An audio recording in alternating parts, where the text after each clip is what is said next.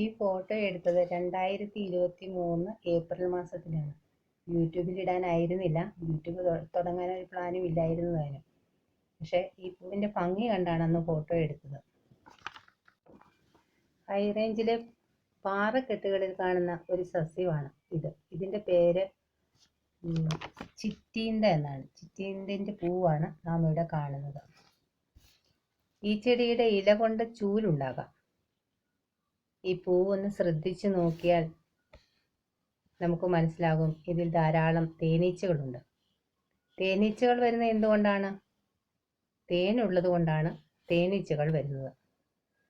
അതെ, തേനുള്ള പൂക്കളിൽ മാത്രമേ തേനീച്ചകൾ വരാറുള്ളൂ. തേനീച്ചകളെ ആകർഷിക്കത്തക്ക സൗന്ദര്യം ഈ പൂവിനുണ്ട്. നമ്മുടെ ജീവിതങ്ങളും തേൻ നിറഞ്ഞതാവട്ടെ എന്ന് ആശംസിക്കുന്നു.